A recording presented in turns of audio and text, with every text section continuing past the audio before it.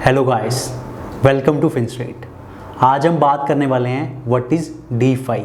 जी हाँ, 2020 की जो क्रिप्टो की सारी अभी तक की रैली है उसका जो फ्रंट रनर बन के निकला है वो है डीफाई।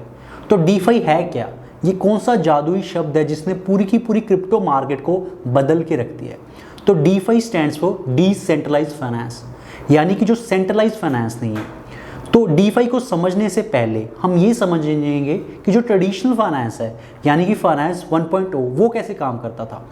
तो पीछे जब हम यहाँ से बहुत साल पहले जो फाइनेंस कैसे काम करता था, बार्टर सिस्टम पे काम करता था, यानी कि अगर आपको एक चीज़ चाहिए तो आप उसको एक्सचेंज करके उसके बदले में कुछ और ले लेते थे।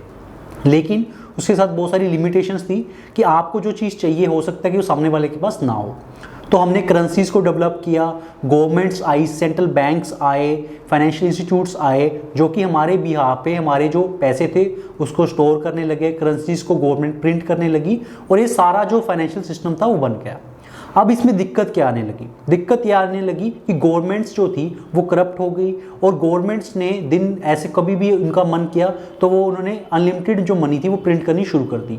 जो हमारे मनी मैनेजर्स थे, बैंक्स थे, जिनको हमने अपना खून पसीने की कमाई दी, उन्होंने उसका गलत इस्तेमाल किया और लोन्स ऐसे लोगों को दे दिए जो उनके फेवरेट थे, यानी कि उन लोगों को लोन्स दे दिए जो उनको लगता था कि हाँ उनके दोस्त है, रिश्तेदार हैं। इस तरीके से आपके पैसे डूब गए।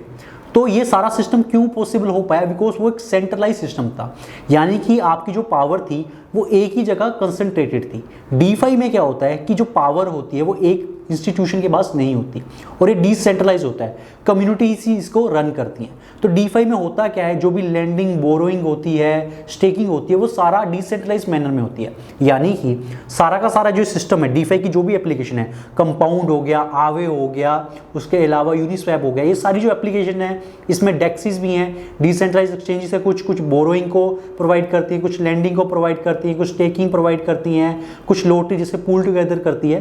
तो ये जो सारी एप्लीकेशंस हैं ये इथेरियम ब्लॉकचेन पे बनी हुई हैं और स्मार्ट कॉन्ट्रैक्ट्स के द्वारा रन करी जाती हैं। तो इसमें क्या होता है कि कोई भी सेंट्रल बॉडी आपको चाहिए नहीं होती है। यूनिस्वैप की जो डेली ट्रेडिंग वॉल्यूम है वो $700 मिलियन तक पहुंच चुकी है, लेकिन कोई भी सेंट्रल बॉडी हमें नहीं चाहिए। जैसे बाइनेंस है जो कि एक सेंट्रलाइज हमारी एक्सचेंज है, उसमें क्या है कि आपको पूरे इंजीनियर्स पीछे लगे हुए हैं, वहाँ पे सिस्टम लगा हुआ है, लोग हैं जो सिस्टम देख रहे हैं। यूनिस्वैप में ऐसा नहीं होता। वहाँ पे क्या होता है कि दो लोग आते हैं, बीच में ट्रांजैक्शन करते हैं, कंप्लीट हो जाती है, उसमें थर्ड पार्टी हमें चाहिए ही नहीं होती है। तो ये इस तरीके से डीफाई की जो बेसिक है वो ऐसे काम करता है कि कोई आदमी आता है, वो कोड लिखता है और उस कोड को पब्लिक कर देता है कि हाँ ये स्मार्ट कॉन्ट्रैक्ट है। तो स्मार्ट कॉन्ट्रैक्ट क्या हुआ कि यानी कि जो जैसे कि बैंक और मेरे बीच में एक कॉन्ट्रैक्ट है, जब हम अकाउंट ओपन करते हैं तो हमारा एक साइन होता है कि हाँ मैं आप बैंक को ऑथराइज करता हूँ, ये पैसे वहाँ पे डिपॉजिट होंगे, ये हमें इंटरेस्ट मिलेगा, वो साइन होता है। उसको हम क्या कहते हैं? कॉन्ट्रैक्ट। अब उसी कॉन्ट्रैक्ट को मैं कोड कर देता हूँ कंप्यूटर की लैंग्वेज में, तो वो क्या बन जाएगा? Smart contract. वो स्मार्ट कॉन्ट्रैक्ट हम उसके ऊपर बोरिंग, लैंडिंग, स्टेकिंग जो करना है हम कर सकते हैं। ये सारे जो प्रोटोकॉल्स हैं, आवे प्रोटोकॉल, कंपाउंड, मेकर, ये जो सारे डीफाई के बड़े बड़े प्रोजेक्ट है, सिंथेटिक हो गया, पूल टुगेदर हो गया, ये सारे के सारे जो हैं वो स्मार्ट कॉन्ट्रैक्ट्स पे बने हुए हैं, इथेरियम की चेन पे बने हुए हैं। इसमें कोई भी सेंट्रल बॉडी इन्वॉल्व नहीं होती। आपको आपको यहाँ पे ट्रस्ट की कोई ज़रूरत नहीं है कि जैसे ब्लॉकचेन में कहा जाता है डोंट ट्रस्ट, वेरीफाई।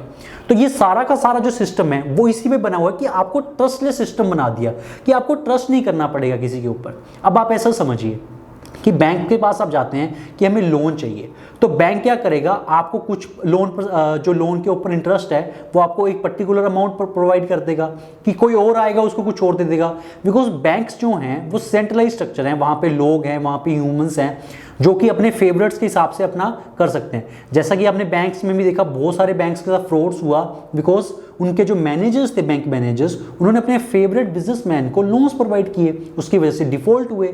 लेकिन डीफाई में ऐसा बिल्कुल नहीं होता। आपको अपना बैंक अकाउंट भी नहीं चाहिए, आपको केवाईसी भी नहीं चाहिए, आपको कुछ भी नहीं चाहिए। तो कैसे काम करता है? आप जाएंगे, अकाउंट खोलेंगे, वहाँ पे ट्रांजैक्ट करेंगे उस प्रोटोकॉल के साथ, वहाँ पे आप मनी एज ए डिपॉजिट करेंगे, एज ए कोलेटरल, जो भी आपकी जैसे स्टेबल कॉइन्स आपको मिलेंगे और इस तरीके से ट्रांजैक्शन कंप्लीट होती है। तो इसमें कोई भी सेंट्रलाइज स्ट्रक्चर होता नहीं। कोई आपकी ऐसा नहीं है कि आपकी जो एप्लीकेशन है वो रिजेक्ट हो जाएगी कि आपके पास इतने पैसे नहीं है। आपको लोन चाहिए, आपको लोन मिलेगा, आपको कोलेट्रल देना पड़ेगा, यानी कि आप अपनी क्रिप्टो को वहाँ पे स्टे कर देंगे और वहाँ पे उसके बदले में आपको मिल जाएगा। एट द सेम टाइम जो आपके बैंक अकाउंट है जिसके ऊपर आपको इंटरेस्ट मिलता है, वो भी जो होता है वो भी आपको देखिए कि किसी को कुछ मिलेगा, किसी को कुछ मिलेगा, एफडी पे कुछ मिलेगा। यहाँ पे क्या है, आप स्टे करते हैं, आपको इंटरेस्ट मिलेगा, आपको सामने दिखेगा, जो कि उनकी वेबसाइट पे दिखता रहेगा। और ये डिपेंड कैसे करता है, सप्लाई एंड डिमांड पे। लोन्स की जो इंटरेस्ट अमाउंट रहेगा वो भी सप्लाई एंड डिमांड पे रहेगा, जो आपकी स्टेकिंग है वो भी सप्लाई एंड डिमांड पे रहेगा। और डीफाई में अब एक और चीज़ आ गई है जिसे हम कहते हैं यील्ड फार्मिंग, यानी आप क्या करेंगे, लिक्विडिटी प्रोवाइड करेंगे किसी भी जो भी आपका एक प्रोटोकॉल है, और वहाँ से आपको कुछ टोकन्स मिलेंगे, फिर आप उन टोकन को आगे स्टेक करोगे, वहाँ से कुछ और मिलेगा, फिर आगे वहाँ कुछ और स्टेक करोगे। तो ये जो चेन बनती जा रही है जहाँ से लोगों ने बहुत मल्टीफोल्ड इंक्रीज करा है और बहुत सारे पैसे बनाए हैं, तो ये जो सारा सिस्टम है इसे हम कहते हैं डीफाई। तो डीफाई क्या है कि जहां पे आपको कोई भी सेंट्रल कैरेक्टर नहीं चाहिए ट्रांजैक्शन करने के लिए। आप यूनिस्वैप पे जाएंगे, वॉलेट अपना इंटीग्रेट करेंगे, वहां पे आप डाल देंगे कि इतने पैसे मुझे, इतने मुझे इथेरियम चाहिए, इतना मुझे ये चाहिए, तो आपको मिल जाएगा जिसको सेल करना होगा, और वहां पे आप बायर और सेलर की वहां पे अपना आप वो देख लेंगे। लेकिन जो सेंट्रलाइज स्ट्रक्चर्स होते हैं वो खुद अपने हिसाब से ऑर्डर मैचिंग होती है, सब कुछ होता है, लेकिन इसमें ऐसा नहीं होता। इसीलिए डीफाई बहुत ज़्यादा इस टाइम पे बढ़ रहा है, पॉपुलर हो रहा है, बिकॉज लोगों को लगता है कि जो इक्वालिटी है या फिर जो फाइनेंशियल की, वो कहते हैं कि हर किसी को फाइनेंस में इंक्लूड नहीं किया जाता था, वो ख़त्म हो रहा है। बिकॉज डीफाई कोडेड है, स्मार्ट कॉन्ट्रैक्ट्स पे रन होता है, वो जो कोड है उसमें आप किसी के ऊपर डिस्क्रिमिनेशन नहीं कर सकते कि ऐसा हो गया कि आपके पास 70,000 है तो आपके साथ डिस्क्रिमिनेशन हो रही है, जिसके पास 7 लाख है उसके साथ ज़्यादा बढ़िया कर रहे हैं। तो इससे कुछ नहीं होगा। आप जैसे बैंक्स में जाते हैं, जिनके पास बहुत सारे पैसे होते हैं, उनको अंदर मैनेजर अपने कैबिन में बुला लेता, कहता सर आइए आपको लाइन में लग रहे हैं, आपके पास कम पैसे हैं, आपको लाइन में लगना पड़ता है। तो ये सारा हमारा सेंट्रलाइज स्ट्रक्चर्स हैं, इस तरीके से करप्शन होती आ रही है। इंडिया में अगर आप देखेंगे कितने सारे बैंक्स में फ्रॉड होते हैं, चाहे वो PNB का हुआ हो, इतने सारे लोन्स हमारे डिफ़ॉल्ट होते हैं, लेकिन डीफाई इस चीज़ को चेंज कर सकता है। गवर्नमेंट्स जो हैं और जो पब्लिक एडमिनिस्ट्रेशन है वो इतना ज़्यादा करप्ट हो चुका है कि डीफाई जो है वो काफ़ी ज़्यादा पॉपुलर हो रहा है, और आगे आने वाले टाइम में भी हम देखेंगे कि ग्रोथ जो है वो काफ़ी तगड़ी होगी। लेकिन यहाँ पे एक बहुत ही ज़्यादा समझने वाली बात है कि आपको जब भी डीफाई में आप ट्रांजैक्शन करें, आपको समझदारी के साथ करना चाहिए। रीज़न उसका मैं बता देता हूँ। ये जो सारा सिस्टम बना हुआ है ये कोड के ऊपर बना हुआ है, स्मार्ट कॉन्ट्रैक्ट्स के ऊपर बना हुआ है, और इस कोड में कुछ भी बग भी हो सकता है। तो आप जो भी पैसा इसमें डालिए, चाहे आप लो कीजिए, थोड़ा समझदारी के साथ कीजिए, बिकॉज इसका आप ऐसा कुछ नहीं है कि आपको कुछ वापिस पैसे मिल जाएंगे। अगर ये फेल हो गया तो फेल हो गया, लेकिन अभी और नए प्रोडक्ट्स आए हैं जैसे नेक्सस म्यूचुअल है जो कि इंश्योरेंस प्रोवाइड करता है अगर स्मार्ट कॉन्ट्रैक्ट फेल होता है। तो ये अच्छी चीज़ें हो रही हैं। आगे आने वाले टाइम में इन सब चीज़ों को अच्छा किया जाएगा। जो कोड्स हैं वो ऑडिट हो रहे हैं, और ये जो सारी प्रॉब्लम्स है बग फिक्स किया जाएगा। और जो रैली है वो जिस तरीके से डीफाई ने चला दी है काफ़ी तगड़ी, तो देखते हैं आने वाले टाइम में क्या होगा।